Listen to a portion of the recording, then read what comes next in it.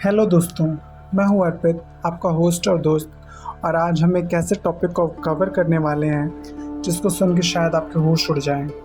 पूरी दुनिया में सिर्फ 5 ऐसे देश हैं जो आसमान में आती हुई न्यूक्लियर बैलिस्टिक मिसाइल को रोक सकते हैं, और अब इंडिया इस एलीट क्लब में शामिल हो चुका है। जब पूरी दुनिया का ध्यान कहीं और था, तब डीआरडीओ ने चुपचाप 4 दिन के अंदर कुछ बहुत ही सेंसिटिव और सीक्रेट डिफेंस टेस्ट को अंजाम दिया। एक बैलिस्टिक मिसाइल आम रॉकेट जैसी नहीं होती।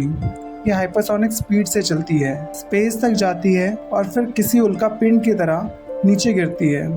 अगर 1 मिलीसेकंड की भी चूक हो जाए तो लाखों जिंदगियां खत्म हो सकती हैं। लेकिन जून 10 से 13 के बीच इंडिया ने सिर्फ हाइपरसोनिक थ्रेट को ट्रैक नहीं किया, उन्हें बीच हवा में डिस्ट्रॉय भी किया। ये कहानी है इंडिया के सबसे एडवांस्ड इंडिजिनियस मिसाइल शील्ड की। इस पूरे सिस्टम को समझने के लिए हमें आसमान को 2 अलग लेयर्स में देखना होगा। डिफेंस एक्सपर्ट्स इसे एंडो एटमॉस्फेरिक और एक्सो एटमॉस्फेरिक वॉरफेयर कहते हैं। पहली लेयर आती है लिटरल आउटर स्पेस में, यानी 100 किलोमीटर की ऊंचाई के ऊपर। इंडिया के फेज 2 एक्सो एटमॉस्फेरिक इंटरसेप्टर्स दुश्मन की मिसाइल्स को तभी ख़त्म कर देते हैं जब वो स्पेस में तैर रही होती है, देश की ज़मीन से बहुत दूर। लेकिन अगर वो वहाँ से बच निकले तब काम आती है second layer, endo atmospheric shield. अगर मिसाइल अर्थ के एटमॉस्फेयर में एंटर कर जाती है तो एडवांस ट्रैकिंग लेयर्स इसे हवा के भारी दबाव और एक्सट्रीम हीट के बीच ढूंढ कर डिस्ट्रॉय करती हैं। इस डुअल लेयर डिफेंस का मतलब है कि फेल होने का कोई चांस ही नहीं है। लेकिन स्पेस और एयर दोनों जगह एक साथ कोऑर्डिनेट करना सॉफ्टवेयर का सबसे बड़ा नाइटमेयर है, और इंडिया ने ये पूरा सिस्टम खुद स्क्रैच से बनाया है। लेकिन ज़मीन पर बनी शील्ड तब तक अधूरी है जब तक आपका समुंदर सेफ नहीं है।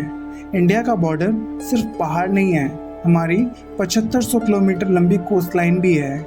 इस बीएमडी टेस्ट के साथ इंडिया ने अपने नेवल डिफेंस को भी अपग्रेड किया है। उन्होंने एक नए नेवल एंटी शिप मिसाइल्स का सक्सेसफुल टेस्ट किया। ये सिर्फ एक अटैक करने का वेपन नहीं है, ये एब्सोल्यूट एरियल डिनायल का टूल है। इसका मतलब अगर कोई भी दुश्मन जहाज इंडिया के समुद्री इलाकों के आसपास भी आएगा तो उसे फायर करने से पहले ही ट्रैक और न्यूट्रलाइज कर दिया जाएगा।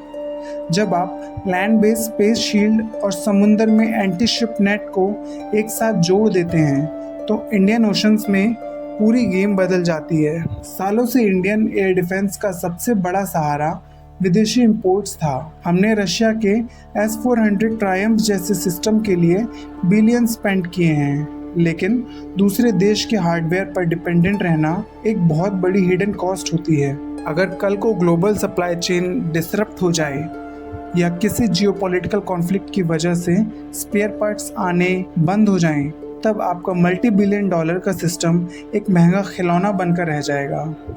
सच्ची सॉवरेनिटी रेंट पर नहीं मिलती। जून 2026 की ये टेस्ट इसी डिपेंडेंस को ख़त्म करता है। जब आपके पास अपना सोर्स कोड, अपने ट्रैकिंग एल्गोज और अपनी सॉलिड फ्यूल टेक्नोलॉजी हो तो आपको किसी भी फॉरेन कंट्री से परमिशन लेने की कोई ज़रूरत नहीं पड़ती। किसी भी मॉडर्न वॉर के टाइम पर ये इंडिजिनियस ऑटोनॉमी सबसे बड़ी ताकत होती है। ये देश को एक रिएक्टिव नेशन से बदलकर एक मजबूत फोर्ट्रेस बना देती है, और इस टेस्ट को पूरी दुनिया ने नोटिस किया है। बीजिंग से लेकर तेहरान तक सारे ग्लोबल इंटेलिजेंस एजेंसीज इस स्पेसिफिक कोऑर्डिनेट पर नज़र रखे हुए थे। आज की मॉडर्न वॉरफेयर को देखिए, जंग अब ज़मीन पर सिर्फ टैंक से नहीं जीती जाती। आज की जंग एयर सुपीरियॉरिटी, ड्रोन स्वॉर्म्स और मैसिव मिसाइल सैचुरेशन स्ट्राइक से तय होती है, जो पूरे शहर को हिला देती है। ऐसी सिक्योरिटी एक रात में नहीं बनती। इंडिया का अपने बैलिस्टिक मिसाइल डिफेंस प्रोग्राम पर यह फोकस आज का नहीं है। ये शुरू हुआ था 1999 में, ठीक 1998 के पाकिस्तान न्यूक्लियर टेस्ट के बाद।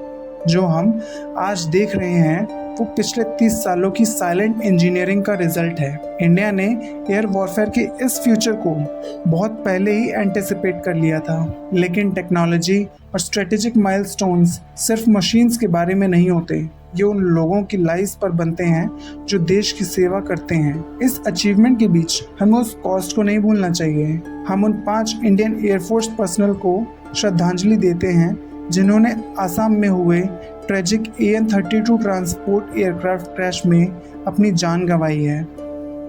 ये याद दिलाता है कि देश की सुरक्षा हर रोज बड़े सेक्रीफाइस से मिलती है। आसमान को प्रोटेक्ट करने वाली ये शील्ड एक नए बेहतरीन डेडिकेशन पर बनी है। नीचे कमेंट करके बताओ, क्या ये ऑटोनमस शील्ड इंडिया की डिफेंस हिस्ट्री का सबसे बड़ा टर्निंग पॉइंट है या नहीं।